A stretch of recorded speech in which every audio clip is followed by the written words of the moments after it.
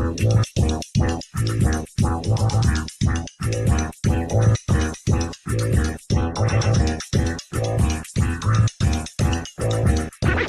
exciting!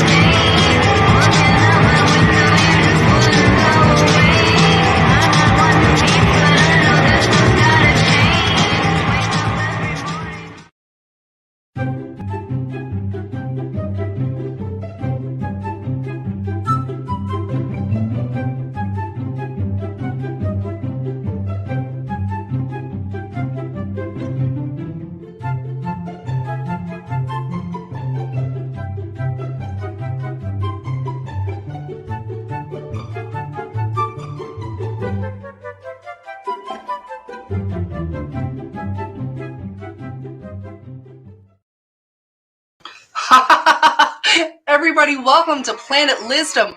I'm your host, Lizzdom, and you are tuning in live on Thursday, September 10th.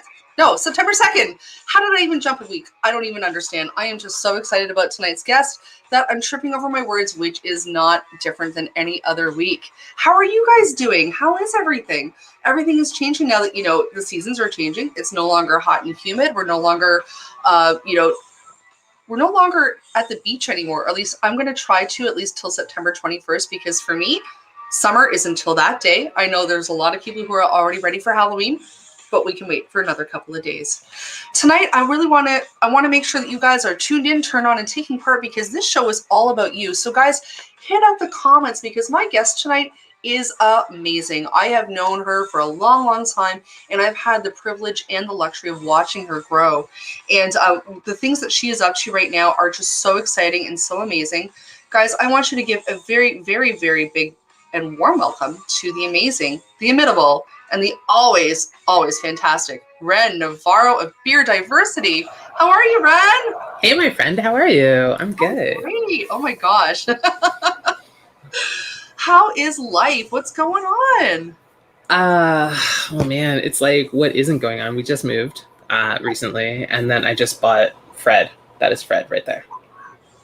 Now, for those of you who don't know, because I know who Fred is, who is Fred? Fred is my new fake crow on top of a fake skull, and I love him already. Fred is lovely. I love skulls. I wear skulls all the time. I love crows. I love ravens, Right? Now, I have to ask, have you had the temptation to carry Fred around yet? He's new. He's like 3 hours new. Oh, So when I picked it up at the store, I did do the cradle thing, and like a couple people were like, "It's like all right. it's Fred, it's Fred." Well, welcome to the family, Fred. You are in great hands, and you are going to be well loved, and probably get the spotlight more often than any carrion creature should. Yes, yes. They're called carrion, aren't they? Yeah, I think so. Okay, just want to make sure. I'm a bird lady. I should know this thing.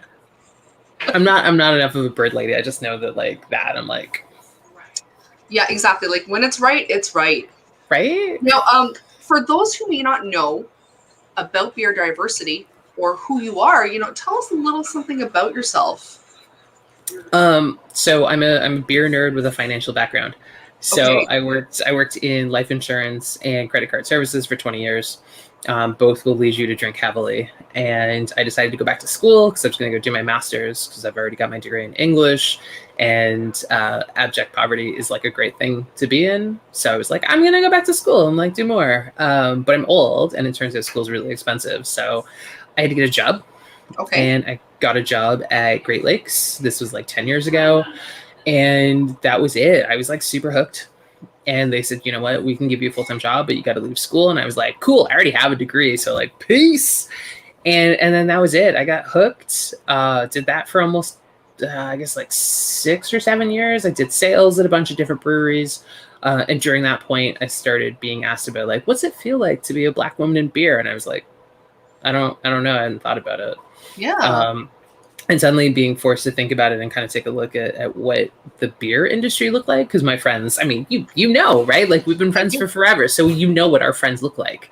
And so to suddenly be like, oh, they don't look like that in advertising, and they don't look like that in like marketing stuff or the people who are representing it. So this company kind of came up as an accidental thing.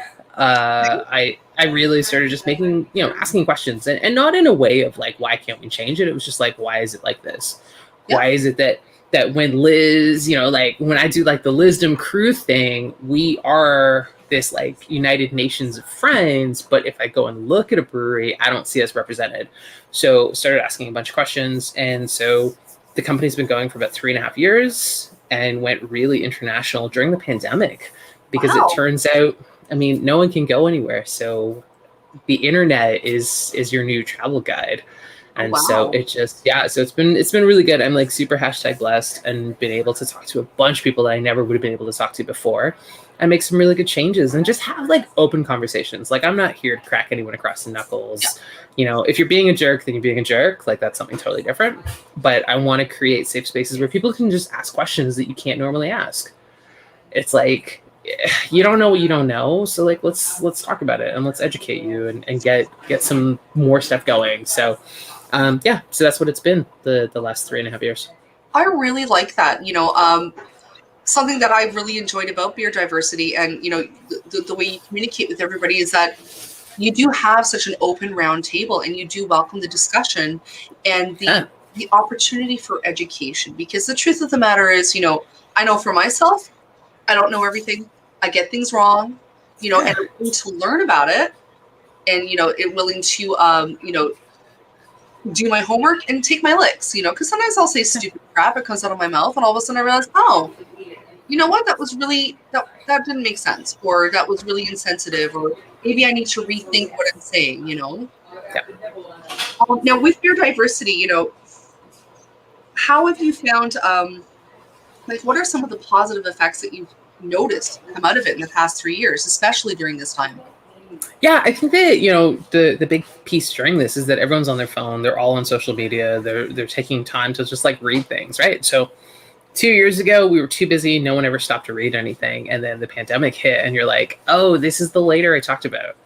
I'll read that later, I'm gonna read it now. And so people were asking more questions of like, what are you doing to create safe spaces? What are you doing to eliminate these offensive jokes? And so having these conversations with breweries and having them say, we thought this was funny. And it's like, okay, explain the joke to me. And if you have to explain it to me and I don't get it on my own, then you can't put it on your label. You can't put it in your tap room. You can't put it in these spots. And also just, breweries are making stands and like making statements where back in the day, like you didn't make a statement. Everyone was just like, I know that you're good. And it's like, no, now tell people you're good. And tell people who didn't know that you existed that this is the spot they want to come into, because I mean, everyone gets into this. I mean, you know this, right? Like we all get stuck in this vacuum where we're stuck with the people who know about the thing. Yeah. And it's like, but how do you involve the person who doesn't know about your thing? You know, the person who is not an artist, who doesn't understand what an artist would go through, the person who doesn't understand beer, it doesn't understand like some of these weird things. It's like, but I want you to come and experience it. I want you to like really enjoy it. Not just I showed up and I tried it and it was okay. Like I want you to come and be like, I felt like I was part of that party. I want people to feel like there was room for me at that table, right? Yeah. No matter how full the table was, I could still pull up a chair and sit down. And like, so breweries are making those changes to like make more space and like save space for people who didn't know that they could be part of that. That's so exciting to hear, because you're absolutely right. You know, without intent, or, you know, without even realizing it, I know that I've fallen into a vacuum. You know, even online with the tailoring of algorithms in my social media, the only people that I'm communicating with are people who are, you know, quote unquote, like-minded according to the algorithms. Yeah. And because of COVID, that became my social life. So it's very reassuring for me to hear that conversation is being had, you know, and I'm really glad to hear that you're doing that, and that you understand that circle needs to widen, and that, you know, it's okay to kind of, you know, stumble a little bit, you know, because for sure. I mean, I think people, and people have to understand, like, I don't have all the answers, and I get a lot wrong, and I apologize a lot. But it's that whole thing of when you were learning how to ride a bike when you were little, like, you know, we all still have permanent scars from when we tried it, and we kept going. And I want to get people to understand that you're going to mess it up. You know what? Yeah. You're gonna fuck it up. Like it's like it's not even gonna be like, oh, I just chipped this. No, you're gonna smash it and you're gonna break it and you're gonna try and glue it back together. Oh, and you're gonna realize like, oh, I have to do this with it instead. And I think that getting people into that whole notion of, I need to practice. You needed to practice to be a brewer. You needed to practice to be an artist. You needed to practice to be a musician. Like, no one just wakes up. I mean, it happens. There are people who wake up and they're like, I'm perfect at this, but like, we hate them. Sorry. But boring. You're boring. But the rest of us have to work really hard at it. Yeah. And that is part of what I want to talk to you about people, and just like, I don't want to say normalize it, because nothing is normal, but get it into part of your daily activity. I'm gonna, you know, I gotta practice, and I'm gonna mess it up, and things are gonna change. I mean, think of how much language has changed. Pronouns were always around. We always talked about pronouns, but like now we really talk about it and we really emphasize it. Mm-hmm. And it's like, for example, if you get pronouns wrong, you can still have that moment where you're like, you know what? Hang on a second. It's on me. Now I understand that these are your pronouns, and when I talk to you, I have to use them. And if I make a mistake, you don't be like, oh shit, I gotta go burn my house down because I messed it up too much. Like, no. You just be like, listen, I'm sorry. Yeah. You know, here's the correct pronoun. I've had that experience a few times where I got my pronouns wrong just because the person I was speaking to was presenting a different gender than what they identified as. And I caught myself and I went, sorry, you know, this is my brain. This is what happened, but I'm cognitive and I'm, you know, trying. And they were totally understanding. They're like, not a problem, because you're trying. Yeah. And also, like, don't make it a big deal. Just be like, you know what? Sorry. This on you go. And I think that getting people used to that it is not, you're going to be canceled. I mean, cancel culture is such a terrible term. It's so podcast moment. There's a great podcast you're wrong about. Well, and I've been listening. What's it called again? It's you're wrong about. You're wrong about. And they're so great. And I believe it's wrong. I think that's what it is now that I'm saying it. I'm like, all right. But they did an episode about cancel culture. And it was just this really great thing about how cancel culture as a term, and like, so they're talking like political correctness. Yes, it is. You're wrong about. But talking about how it's kind of this buffer to like throw people off. And it's like, you're not being canceled. You're being held accountable for your actions. Yeah. And people freak out when they're being held accountable for their actions. And it's like, listen, you're an adult. Like, your actions have consequences, whether they be good or they be bad. That Yeah, is how life goes.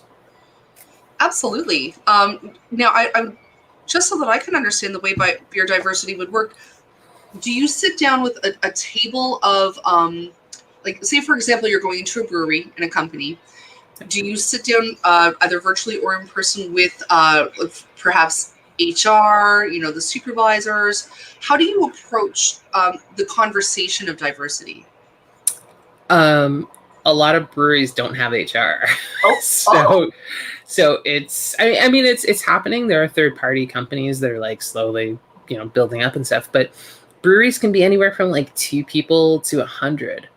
uh okay. you know what I mean? I like if you're talking the big guys, like they're big, it's like 100, 200, 300 people, 400,000. But the little guys are just a couple, and it's really, I go in and I just talk to them about what they need. And so every presentation, every piece of work I do is tailored to that group. There's no like, hey, insert your company name here, let's talk about big picture. It's like, how does this work? How does it work for Planet Lizzdom versus how does it work for the Gap? Okay. Oh, I like that. You're right, because apples to oranges, it's always going to be Yeah, different. You're yeah. absolutely right. And you've opened my eyes to the size of breweries. I didn't realize that they could be that small. Oh yeah, there's People, yeah, it's unbelievable. I mean, even 100 small. oh yeah, I mean, like that's the thing. But like, I think that like some of biggest, the biggest independent brewery probably is 250. Okay. The smallest is like 1 or 2 people. Wow. Yeah, That's amazing. I mean, hey, my hat's off to anyone who can run small business. It is never easy, regardless of the size. So, that's amazing. yeah, Um, yeah. I'm a bit of a devil's advocate. What would you say is or has been your biggest challenge for communication? I think that there's still a group of people who don't think there's a problem, and I think that they're like, there's nothing like. I don't care who brews the beer as long as they make good beer. It doesn't matter that it's a woman or like a gay guy or someone disabled, and it's this like getting people to understand that that's a position of privilege, that you can say, I don't care who makes my beer as long as it's good beer. Like, I care who makes the beer. You care who makes the beer, because representation matters, right? I want to see myself reflected in some way, shape, or form. It Yeah, doesn't have to be a Black woman, but I want to see there's a queer woman. There's like, you know what I mean? And so I think that's always the biggest piece. Like, unfortunately, I get trolled quite often, oh, and I'm it's always sure. that. It's always, but it's always the same argument. Like, why Okay. does it matter as long as the beer is tasty? And it's like, listen, Bob, this can't keep being your argument. No. But I mean, I think we have a really long way to go, and people saying like, why do we care about it with beer? And it's like, because beer is a hobby for some, Yeah. it's a job for others. It's a thing that, like the non-alcoholic beer industry is a big thing now. So even if you don't Mhm. drink alcohol, there's still, right. So we talk about the diversity of beer. We make sure that there's a non-alcoholic beer for a person who doesn't drink. So you're Ah, still welcomed within it and you're still involved. So it's like, why can't we have it that it's just different groups of people? Like, I'm not asking you to, and that's the other piece, I'm not asking you to get rid of anyone. And that is always the big challenge that I have, because they're like, you want to get rid of straight white guys? And it's like, no, I don't. They're still there. I want them to pass on their knowledge, and I want them to take the excitement that they have about something and pass it on to a group of people who didn't know that they could be part of it. That's what I want. I love that. Yeah, inclusivity is where it's at, and it's Yeah. sometimes I feel like I'm living my nursery school dreams, because I noticed in nursery school when I was 4 or 5 years old, it was the more we get together, the happier we'll be. Your friends are my Yes. friends. That Yes. nursery rhyme is always in my head. I'm not even kidding. Like, your delivery from Mr. Rogers, but that's really kind of how I feel. And when I don't see that happening in this modern age of connectivity and supposed intelligence, it is a little bit frustrating, because I find that kind of ignorance to be very obtuse, willfully Yeah. obtuse. Yeah. Why would you want to, exclude X, Y, and Z from your tree house? Like, why not include everybody? It's better. It's more interesting. It's more exciting. You know? Yeah. I don't get it. And I think sometimes it's fear Yeah. and and a little dash of ignorance, but Yeah.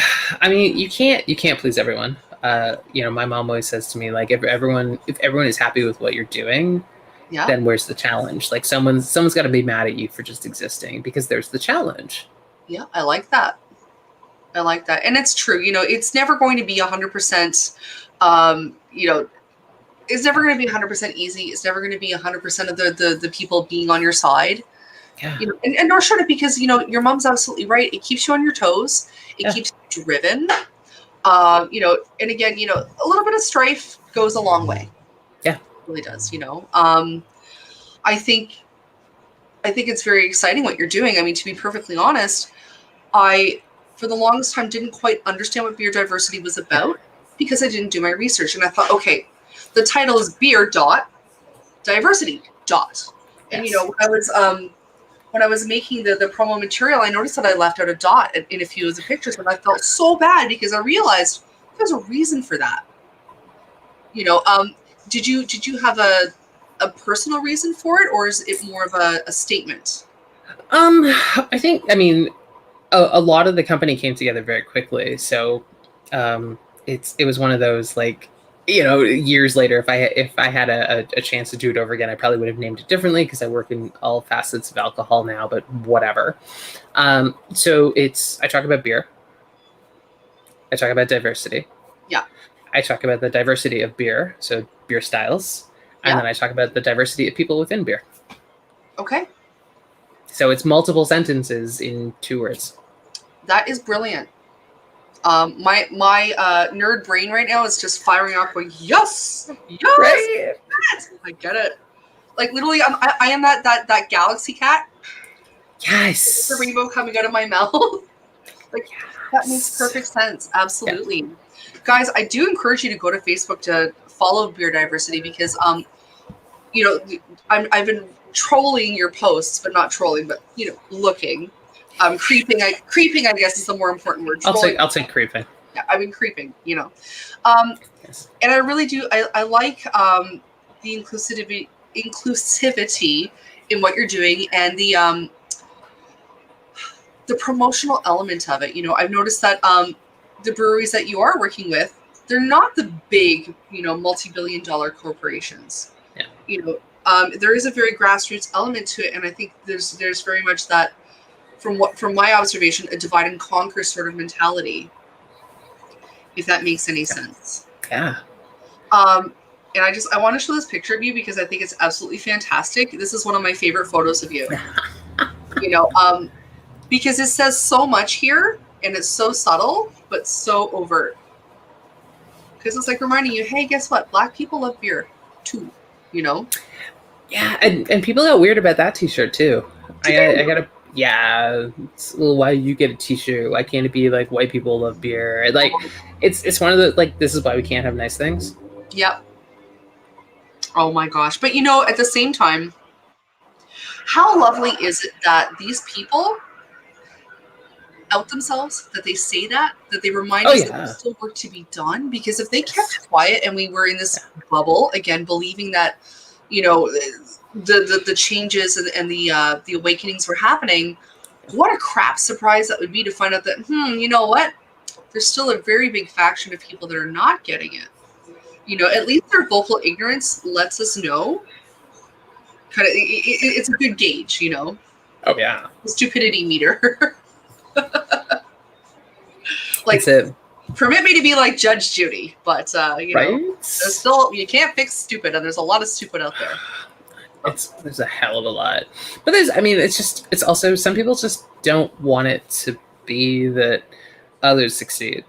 Yeah, absolutely. What would you say one of your greatest victories has been? Like personal milestones, moments when you went, yes, I am so glad I'm doing this, that I'm on the right path for myself in the world. Oh man, I think there's probably like a few things. The early, like, yes days were that I did this full time within the first 6 or 8 months of starting this. Wow. Yeah. That's amazing. And I still look back at it and I'm like, Ren, that's fantastic. Like, Now, and I'm all about the genesis moments and the growth. Was there at any point in those 6 to 8 months, did you realize that, I can't work full time anymore. This is what I have to do. Um, I mean, I had quit, so I was actually going to leave the beer industry, and so I got a job with Canada Post, and like full on got a job, was like ready to go. I was like, peace out, beer. I'm just gonna go listen to podcasts and walk like a bazillion steps a day. And I got this opportunity to do this first talk, and it just went over so well that I was like, you know what, maybe this is what I need to do. And so I said, forget it. And then kind of the growth of it, I always say like right place, right time. Mm-hmm. But I think too, it's just that I'm an industry insider. I'm not a person coming at it as just the diversity lens, which, like, no slight to people who do that. I mean, there's some fantastic diversity consultants out there, but like they don't know alcohol. And so to have someone who came in to say, like, I get it, I've seen behind the magical curtain, and I Yeah. know that it's just an old guy with a cauldron. Like, and I just, yeah, and I think that made a huge difference. And just like, I'm a, like, I don't want to say I hustle, because I hate the hustle culture, but Yeah. I don't sleep, and I want to do like really good things. And I think that part of it too is that I want to leave my like little patch of grass that's mine, until my dying days. I want to leave it a little greener, and I want to leave it like fresh and looking good for the next generation of people who stumble upon it. And so, yeah, I don't know. I think it was a little bit of right time, but it's just also that I push real fucking hard, and I just don't know when to stop. Yeah. Well, that's called the entrepreneurial spirit. Is that what we call that? That maybe a little bit of ADHD. A lot of it. Yeah, it's when you are compelled and you're driven, nothing can stop you from your goal, because it's in you. You have to do it. Yeah. And every minute that you're not doing it, it's torture, because there's so much going off in your brain. Like, I'm sure you're like me, all of a sudden you're on the toilet, you're like, oh my gosh, I have an idea. And I want to call you, but I'm on the can. Oh, I don't care. I'm going to call you anyway, because this is brilliant, because I don't want to forget it. Yeah. Like, and it's the sort of thing where we actually need that kind of devil may care attitude, that we need to be the cowboys, because, this is the first time in my adult life that, it's never been more acceptable to just throw it all to the wind, because everything is uncertain. So just do the thing. Just do it. Just do the thing. Just do the thing. Like, that's the line. Just do the thing.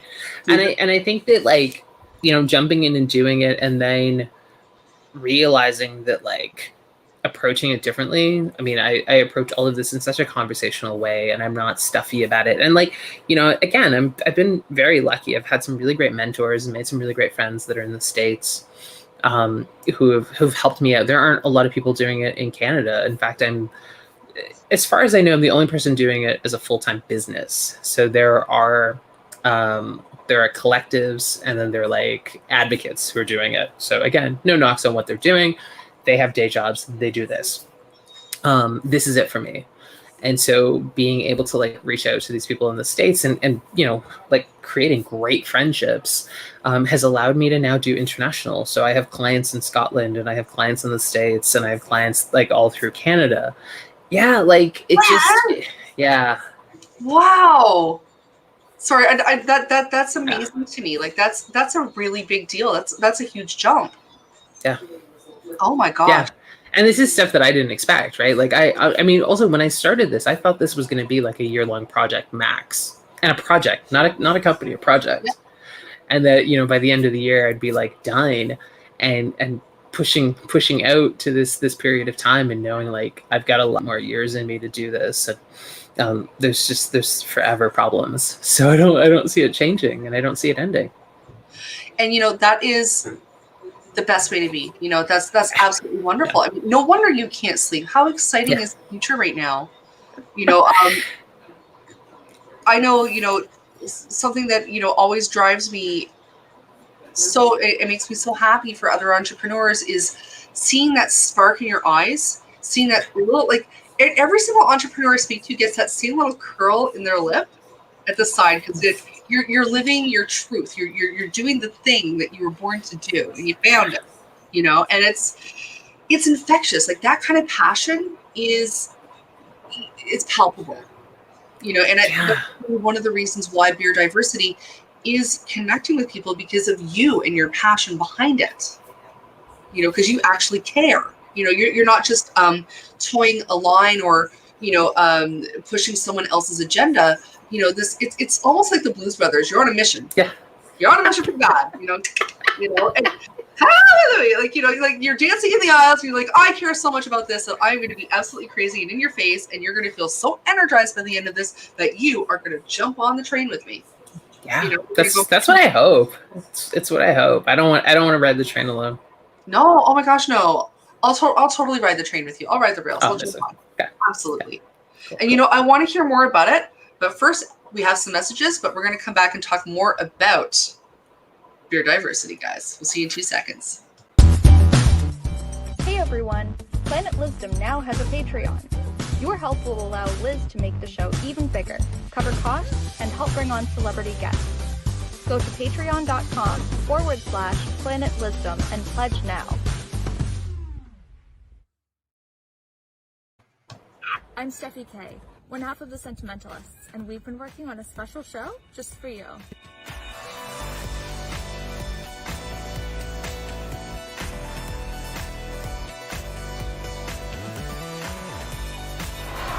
Whoa! That was incredible! There it is, that's real!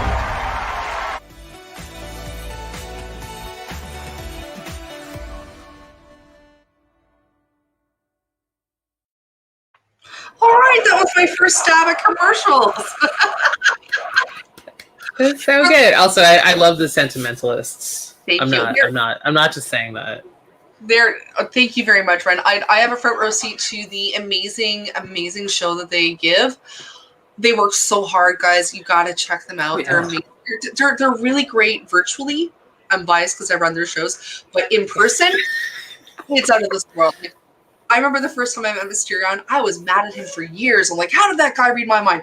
Nobody reads my mind at all. Like, I was just so like, oh. Sorry. So good. They're fantastic. So thank you for your patience with me. I'm running the entire show this entire time, so I'm trying to grab things as I do it. So it's so good. It's so good. We're cowboys. Now, there's something I wanted to show here, because again, when I was creeping your Facebook, I found this really, really, really neat thing that I want to talk about. It's from Parallel 49, the Renaissance. What is that? You had a beer named after you.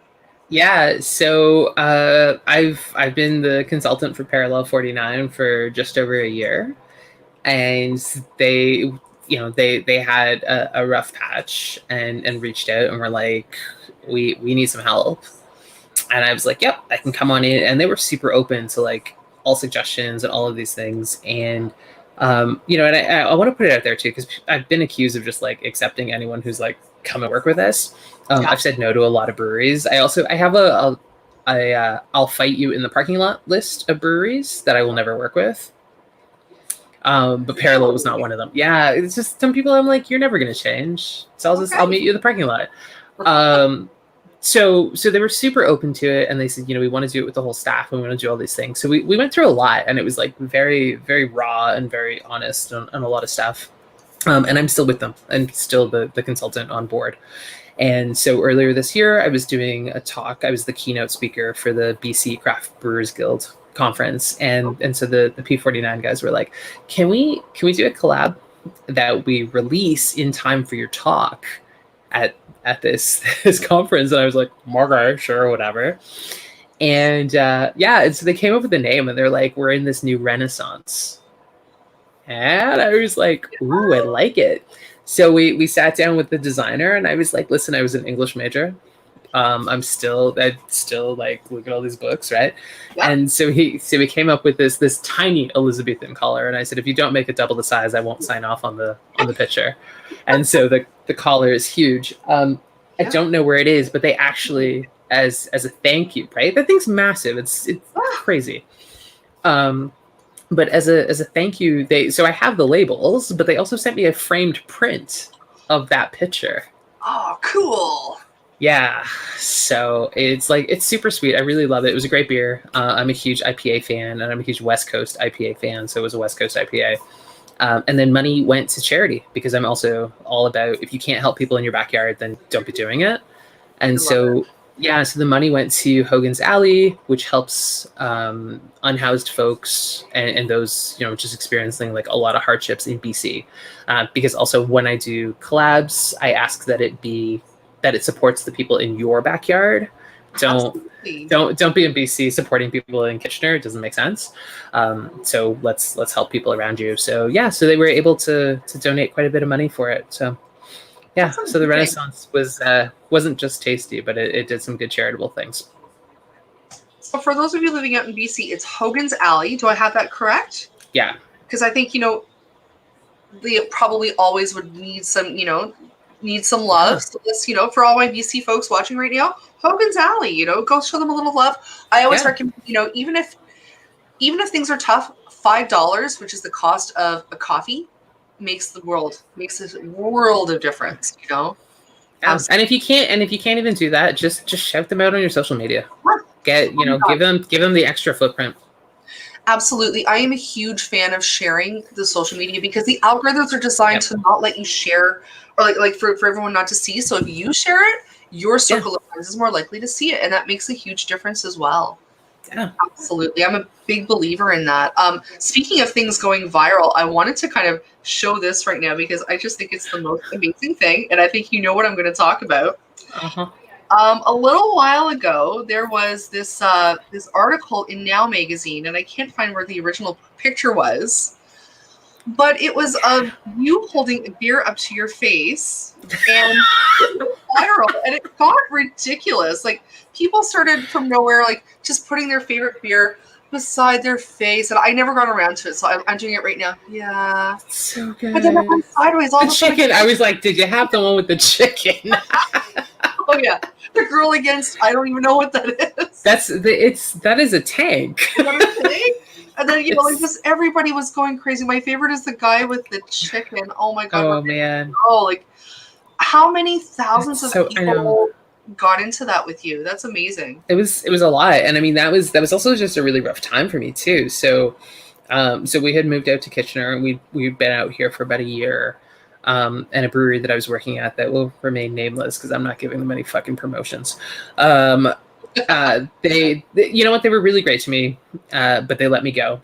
Yeah, because they just didn't have money. So I just had this like real crash out about like I'm not good at my job, like I shouldn't be in beer.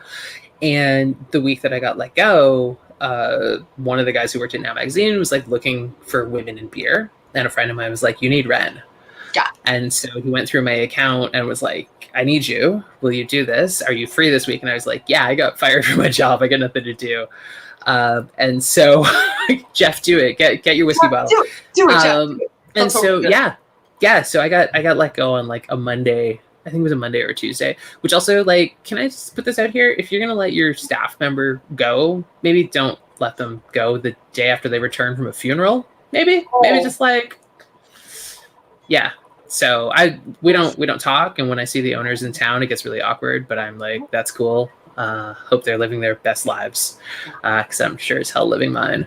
Yeah. So I ended up doing that, and one of my friends who's a beer writer was like, we should call it Renning, and he got people to do it, and it's like it comes back in waves. Like, so it's actually been that was I think 4.5 years ago, because I ended up working for a different brewery after that for just under a year. And so like, yeah, it pops up every so often, but it was really hilarious. And it was nice to know that so many people cared and so many people loved me at a point in time where I was just like, I don't know if I should be in this industry. Yeah. Well, guys, I think we need to bring this back.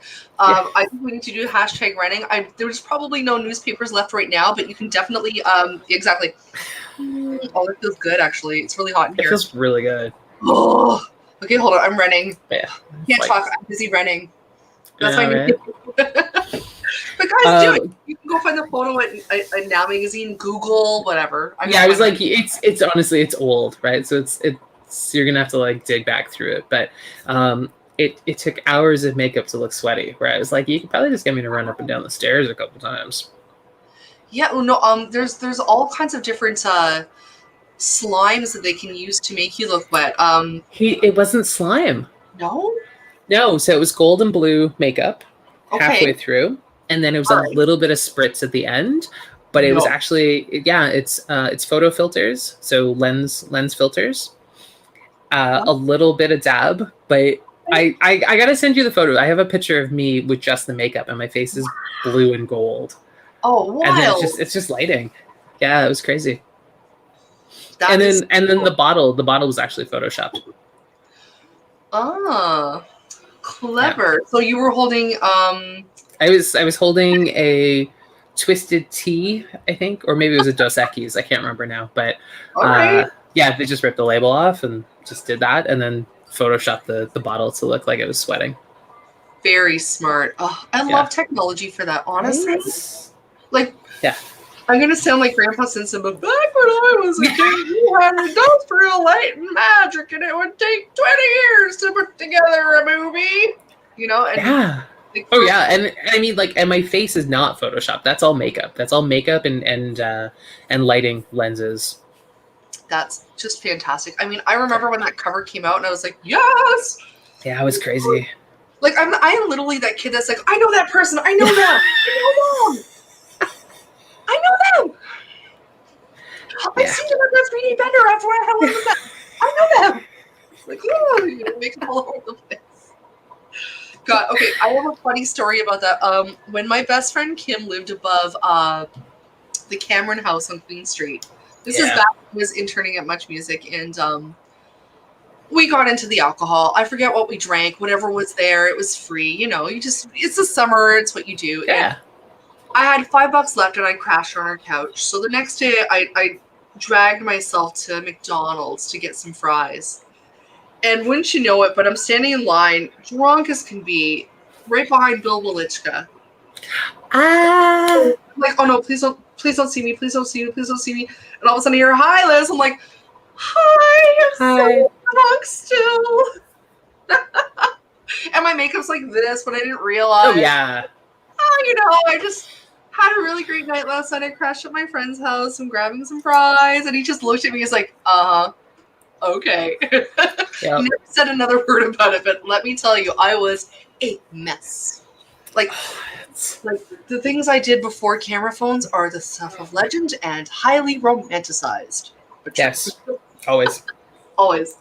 You know, and when I see my friends, you know, doing very well for themselves, I'm so proud.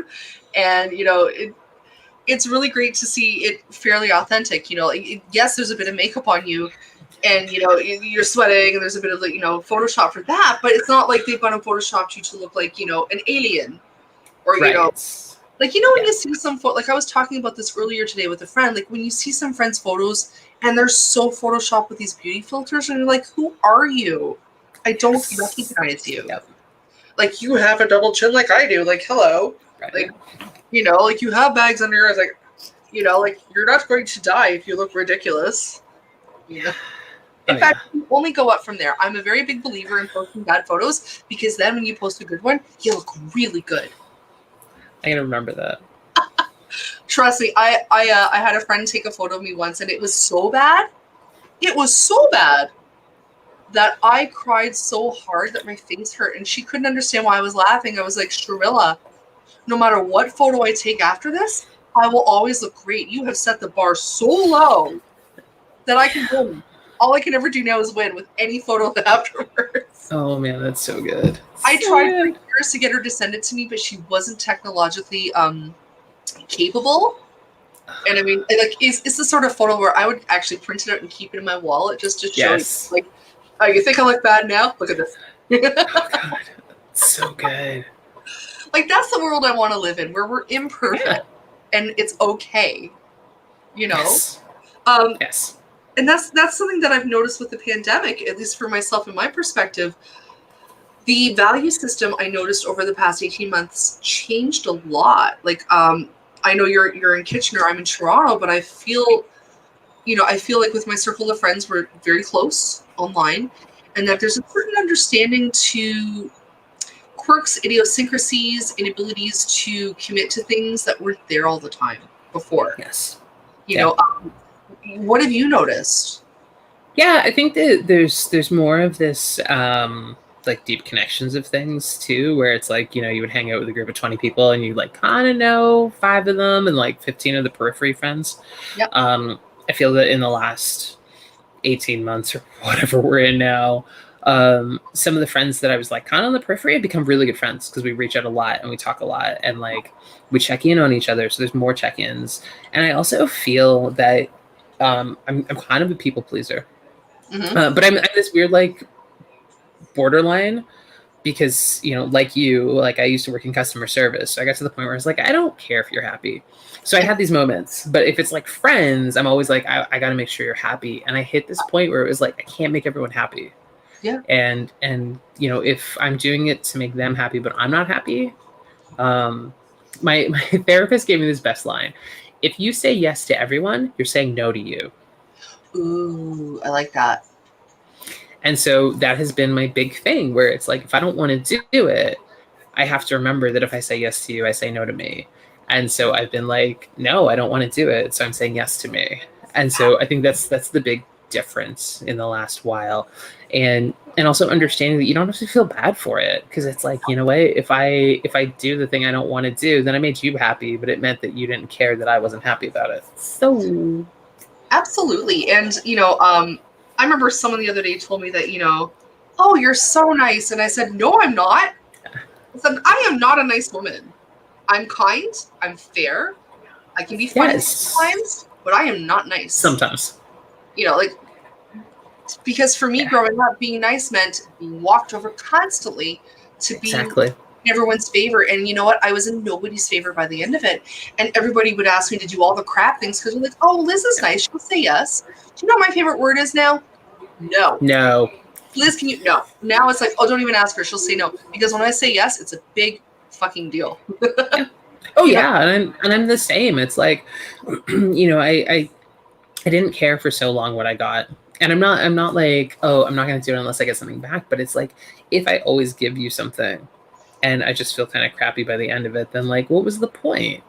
Yeah. And so I mean, I just life is too short. The world is on fire. It is. The ocean, the ocean was burning last I checked. Yeah. And I think I have a bunch of stickers on my desk and one just says nope. I love it. Nope. Oh, that speaks to me. Maybe it's because I'm 45, but oh, does that speak to me? Now, I have to ask again, because I am the devil's advocate. Amongst friends in social situations, we've learned to say no. As an entrepreneur dealing with clients, perspective or current, how do you approach the word no for things that are not agreeable to your agenda? Easily. Very easily. I'm learning. I think in the beginning I was very like, don't say no to anything because you got to build your brand and you got to do these things. But I learned very quickly that if you say yes to everything, you're not building a brand. Ooh. You're just saying yes. You're just, I'll take anything. And it took me a while to like learn my worth, and learn, kind of like, if I give you this, what does this do for your company? And I think the first year I probably was like, I didn't ask for enough. And then in that second year, which was like basically the pandemic year, people were calling me being like, I need your help. And it's like, oh, you need me. I don't need you. This is the moment where I say, okay, my knowledge, and I still have people who are like, yeah, you could probably charge more. But I'm charging at a point where I'm very happy with it. And I'm not just in it for the money. I'm in it to try and help facilitate change. I'm not here to make change. I'm here to facilitate it. And it's not about change necessarily. It's about growth and evolution. Okay. And if we can't evolve, then maybe I'm not the person for you. But I think that saying no is pretty easy because there are places out there where it's like, your track record is terrible, and bringing me in, I can tell based on what I've been looking at is just to be like, but we worked with Ren, and I put it out there like with no airs, no like smoke and mirrors.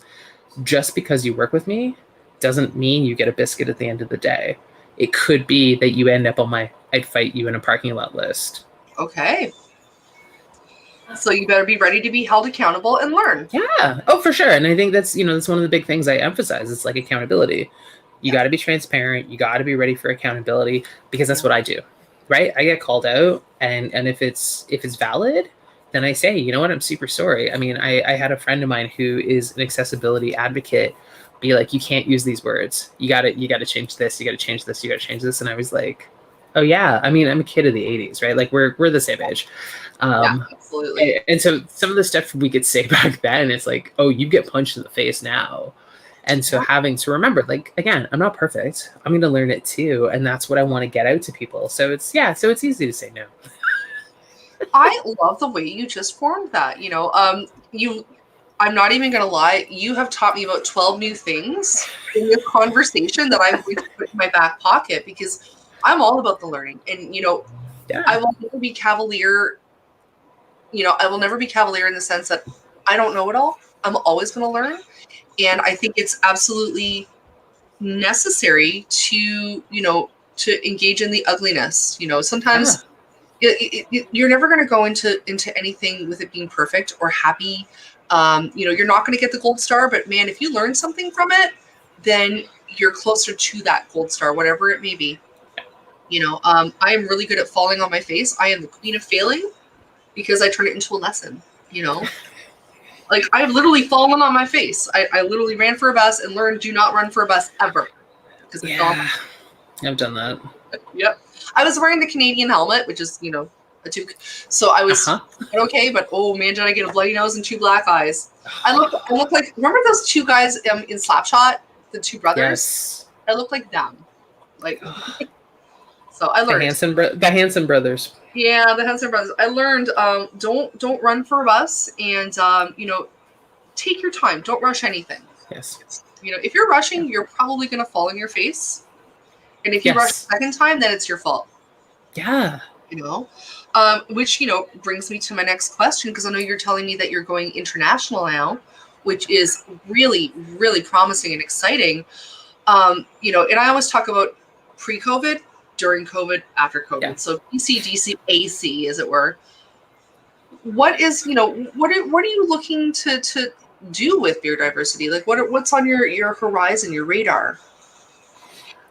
I'll keep doing this and talking to like breweries and alcohol providers and doing like some non-alcoholic stuff. I'm hoping that like in the next year, probably next year, Do Better, Be Better, which is the non-alcoholic version of beer diversity, which is like mentorship for at-risk youth and marginalized kids, will really take off. I think this year got a little muddled because I wanted to work with school groups, and obviously school is not a thing because of COVID.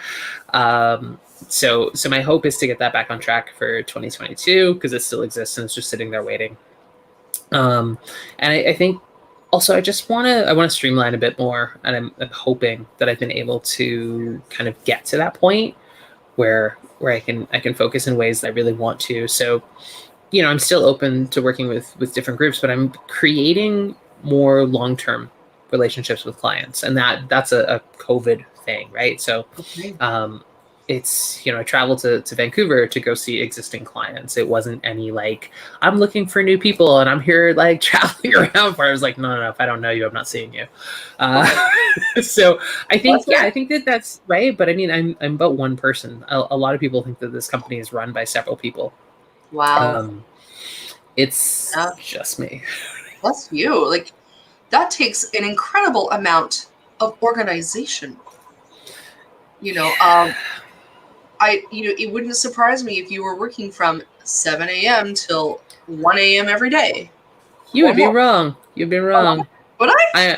I'm not a morning person. Okay. So I have ADD, which I mean everyone who meets me is like, yeah, you do. But I have a bunch of like checks and balances on how to work with it. And so, I mean, I wake up early. I do wake up at like 7:30, but there's like a morning time where I just like chill. I'm kind of on my phone, but the morning routine has changed that I play video games or just surf like really subtle things for a few hours. Yeah. Normally my first meeting is at like a 9:30 or 10. And I try to wrap up again. I mean, I've been working at this for a while with like professionals to like get to this point. So if I'm working at 9:30 or 10, I usually wrap up my day by about 7. Okay. If needed, because again, time differences for some of my clients, but if I have to do later, then that means I start later in the day. So I'm not doing a 12-hour, because this job is easy to burn myself out. A lot of what beer diversity is my personal experience. I'm telling people what I went through in beer as this person. And that forms the crux of a lot. So it's not like, I can hand this to you to be like, here, go tell people this story. So I'm really learning again through the pandemic to protect my energy. So I did a reduced, so I do reduced work weeks when I need, and I'm very open about it. And it's, email me and that's what you get back, being like, hey, I want to talk to you, but like not right now. So I think that's kind of the big way to do it. Is to just treat myself a little better, because that first year I did anything and everything and worked all the hours, and I probably did do 7 till 1. And I'm not getting any younger, so no. All right, good for you. It's true. You can suffer burnout pretty quickly if you're not careful. Yes. Absolutely. Yeah, there's the odd day where you might put in a 15-hour day just because it all happened at once and you had the energy, but yeah. Oh yeah, I'm not perfect about my timing. I'm not like on a regimented time. I mean, it happens, but I'll do one 15-hour every month versus every other day. I love it. And that's smart. That's a smart way to do it, because, life is too short, and this pandemic has really taught us and shown us that your time is valuable. Yeah. You are valuable. You are the most important commodity in your life. Exactly. I think technology, I know a lot of people pre-pandemic were like, technology is so evil. I found it to be a great connector. Yes. I think if you use the internet for good, you can do a lot with it. And I love the fact that we can be so connected globally. Yes. I did an interview last week with Misty Fuji DJ Misty out of Osaka City, Japan. Yes.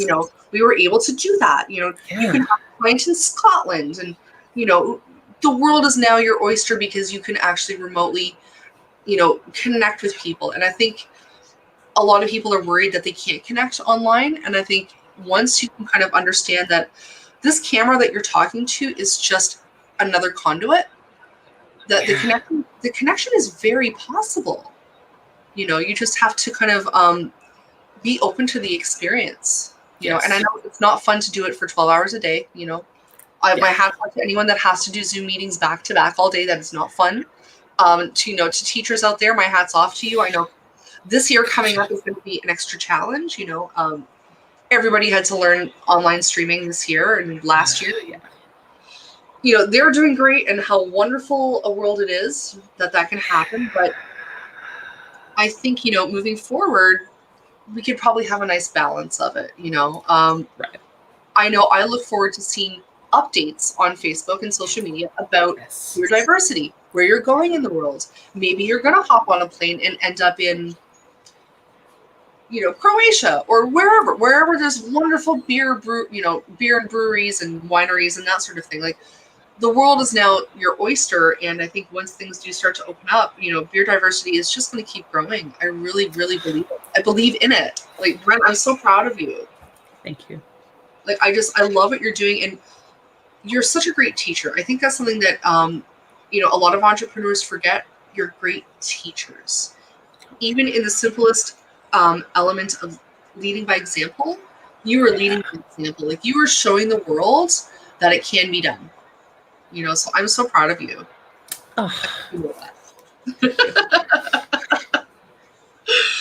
Oh, Ren, I want to thank you so much for being on the show tonight. I feel like, I've known you almost more than half my life, and I spend like the next 5 hours chatting with you. But For this show specifically, I'm so glad that you took the time to speak with us tonight, and I look forward to doing a recap with you, further down the road to see where beer diversity is at that point, Hopefully I'll have a fancier beer than my Pilsner. Whatever, it's a solid beer. It's fine.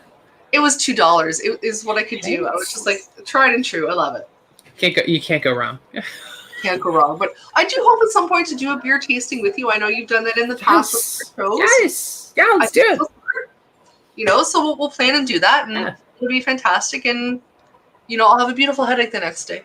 It'll be so good. It'll be so good. Before we go, Ren, is there any parting thoughts or words of wisdom that you have for us?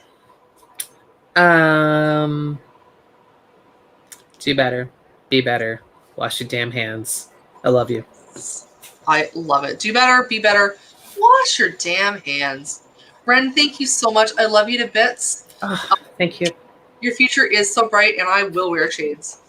And for those of you who do not grow up in the 80s, go Google it. Yes. We'll see you soon, Ren. Guys, I want to thank you so much for joining us for this episode. I mean, Ren is just fantastic. She is doing such amazing things, and it makes me so happy every week to bring amazing entrepreneurs out into the world for you guys to enjoy. And, I always say it, and it's the truth. I am so blessed to be involved and part of a circle as amazing as you guys. You're fantastic people. I know each and every one of you watching is creative. You're an entrepreneur, you're a fighter, and you're adaptable. And I think you're all also amazing. And if you get a chance, I want you to head on over to Twitch after this. Carney Show had a power outage last night, so they were going to replay my episode with Andy Das on Planet Lizzdom at 9 p.m. If you go to Carney Show on Twitch, you can see it. Jeff Peterson is making some amazing content, and I absolutely encourage you to watch the Devil's Hour afterwards. He has introduced me to so many new amazing artists, performers, you name it. He's got some great stuff coming out of New York, and I absolutely recommend that you go check it out. And thank you, Jeff. And he even posted the URL. So head on over. I'm going to be over there. I'll see you guys in the comments. And as always, if you love what I'm doing, please don't hesitate to send me a little bit of love at my new Patreon, actually.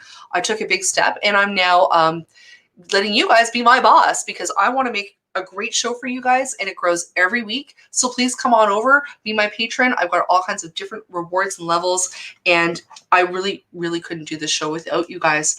I want to thank you so much for joining me. And guys, as always, remember to tune in, turn on, and take part because you truly, truly never know who is going to land right here on Planet Lizzdom. Have a great weekend, guys. I'll see you next week.